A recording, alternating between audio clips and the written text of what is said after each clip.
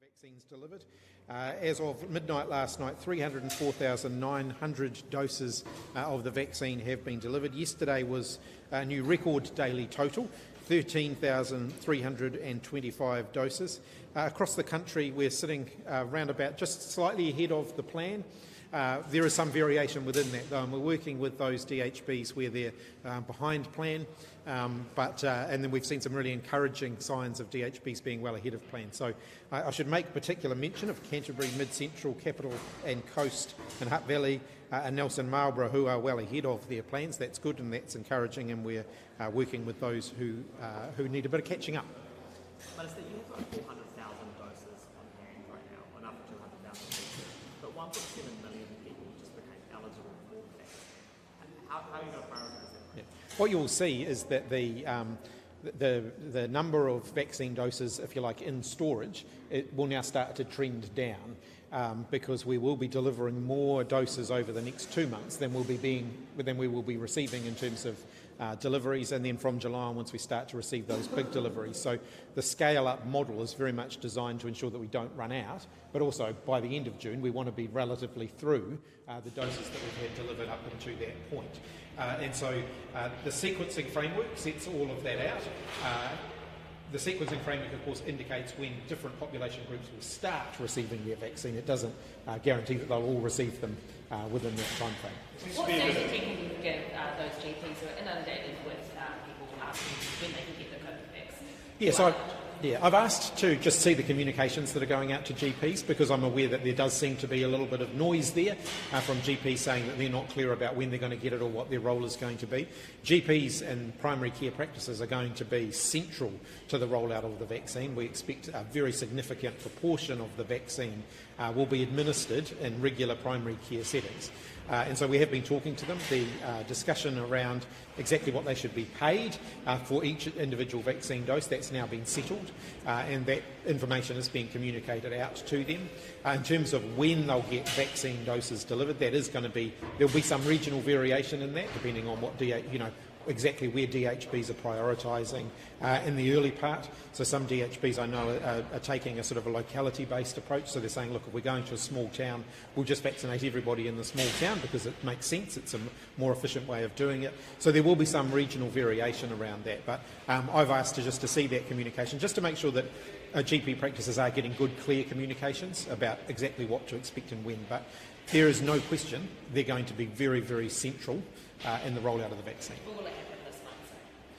In terms of they've already had communications, and there'll be more communication coming, including, I think, one of the most critical things for primary care was how much are they going to be paid to do it, and that information is now out there. Is your understanding of what's going on in Northland and because of remote access difficulties to access research and confusion around And credit to the Northland DHB, they set quite an ambitious program. So if you look at what they're aiming to achieve on a per capita basis, it is actually quite an ambitious target that they've set themselves. And at the moment they're not hitting that target. So we'll work with them about what we can do to up those numbers. The Ministry of Health will include, in that work, we'll also look at, do they need extra resource? Can we work with other DHBs to lend them extra resource if they need it in order to start hitting those targets? We know that Northland population does include some of the most vulnerable people who we do want to see vaccinated. So, I congratulate them for being ambitious. Obviously, I'm concerned that they're not yet fulfilling their ambition, but it's early days, and we'll work with them to make sure that they can get back on track. Should everyone in Group 3 now start to contact their GPs to see if they can stage confusion? Yeah, like I said, I've asked just to see the guidance that's going out to DHBs, from DHBs to the GPs, just so that they're all clear there. And like I said, there will be some regional variation because DHBs will adopt slightly different approaches depending on how they're targeting different population groups in this early phase. My message to DHBs is from July onwards, they should be gearing up to be delivering quite a high volume of vaccines on a daily basis. But in this next sort of 8 weeks or so, just follow the guidance of the DHBs. The message appears to be that anyone in Group 3 from the start of May could get the vaccine. Although this is confusion about whether that should be over 25, over 65. So the sequencing framework identifies when targeted population groups will start being able to receive the vaccine. That doesn't mean it's going to be all uniform, all on the same day. And of course, they won't have the capacity to deliver to everybody all on the same day. But it indicates just the overall prioritisation, and there will be some regional variation in the way DHBs roll that out. I'll come to you in just a sec, Toby. Saying you want to see the communications that are going out to GPs, is that because you think they shouldn't be telling people over 65s who are not contacting them that they should have to wait until the end of the month?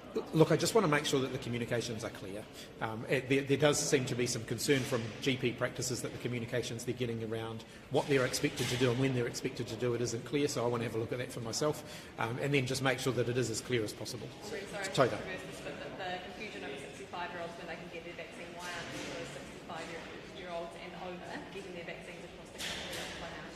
So the issue is that DHBs will, as part of their rollout plans, be making decisions about the best way to roll out the vaccine and when to start different population groups, in keeping with the sequencing framework. In terms of the 65 plus group, it's a big group of people. We won't have enough vaccines to be able to do all of them by the end of June, but we can certainly make a start on that group. And that's why DHBs will be working with primary care to identify exactly how they do that. And the US is seeking approval for 12 to 15-year-olds to get the vaccine. Will we do the same? Certainly I understand MedSafe are following closely the research from around the world around the use of vaccines on the under 16 population groups. The indication that we had from them earlier in the year when they approved for the over 16s was that it's more likely that they would progressively move down through the age brackets, and so it's quite possible. I think the 12 to 16 age group was the next one that they were looking to, and of course they looked to the international evidence before they would make that decision. Yes. On behalf of a colleague. So some DHBs have been a bit more liberal in accepting members of the public for vaccines. Others have been sort of following that sequencing framework more closely. Is there guidance that's been handed out to DHBs, sort of one size fits all, or is there no one size fits all? The sequencing framework that the government announced, which you will have all seen, is the guidance that we've put out. But we also said at the time that we do expect the DHBs to show some flexibility and some pragmatism in the way they do that. For example, if you're going into a small town to, vaccinate, a couple of dozen people who meet the criteria, it would make sense often to do vaccinations for everybody at the same time. So they have the ability to be sensible when it comes to just making sure they're making the best use of the resources they've got available. In some places, some people have been able just to walk in effectively just to get a jab. Are you concerned about that?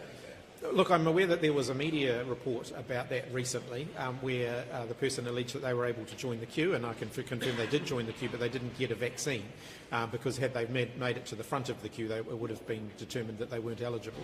How would they be scaling up over the next 8 weeks and sticking firmly to those targets and looking to be around where you are at the moment, or does capacity grow? Because it is glacially slow by international standards. Look, I'm really confident with the rollout model through to the end of June because it matches what we're expecting to receive in terms of supply. By the end of June, we will get to the point where we've pretty much used up all of the vaccines we're expecting to have delivered by then. From July onwards, that's when we really get the really big scale up.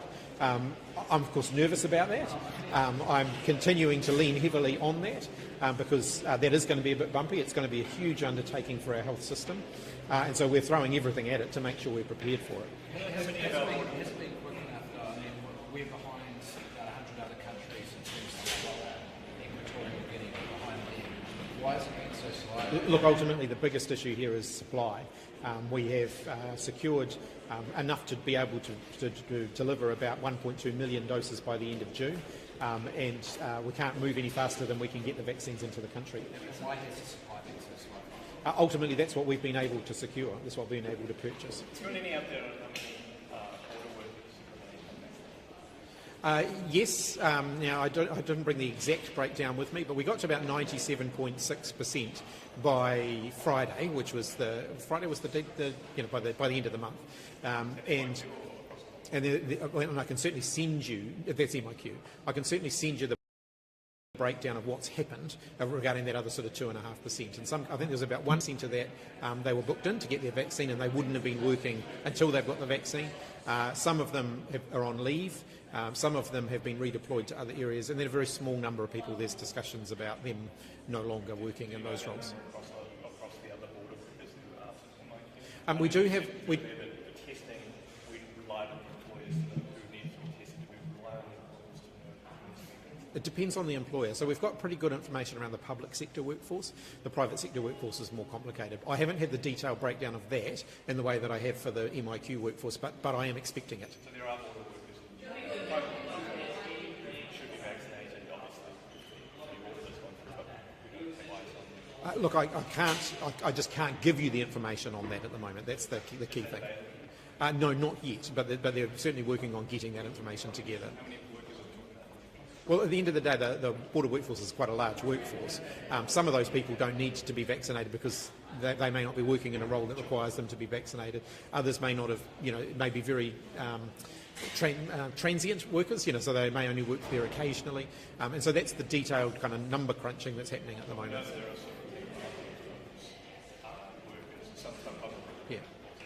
Yeah. Well, across the public sector workforce, which is ultimately often the highest risk workforce, so it's the people working at the border, at the airport and on the ports and so on, the take-up rate is very, very high. And we're at the point now where those who have not been vaccinated aren't working there, but discussions about what happens to them are still ongoing. So we're in May. That deadline for people who are in those frontline high-risk roles has passed. Your expectation that right now there's no one working in one of those high-risk roles who has not been vaccinated, who hasn't got a booking to be vaccinated? Certainly the order, which covers the public sector workforce right the way across and all of the workforce in MIQ, I'm confident that's being implemented. In terms of those smaller private sector operators, we've still got some work to do there to make sure we've got the right systems in place to be able to monitor that. Just to clarify, on the over 65s issue, is it your expectation that across the country there will be some at least over 65s being vaccinated already? That it is possible for an over 65 to get a vaccine and they won't be turned away just because they're in group 3 now. Yeah, look, again, DHBs will make the decisions about which, how they're rolling out the framework. We do expect them to make those decisions consistent with the framework, though. Can I clarify? Yeah. Does the order about having to be vaccinated from the border, does it not apply to private workers, not in MIQ, but everyone? It certainly applies to the key, the most at-risk frontline border workers, but it does not yet apply to absolutely everybody who's on the testing register.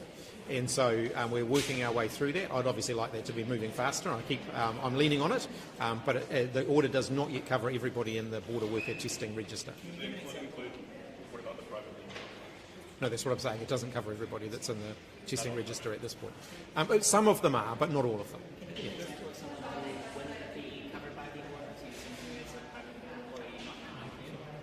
Look, I can get you a copy of the order if you like, which will reconcile it with the testing.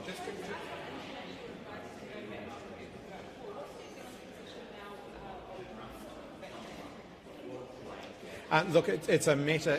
The feedback that I've had is that it is safe, but it is ultimately a discussion between the pregnant woman and her primary caregiver. Yes.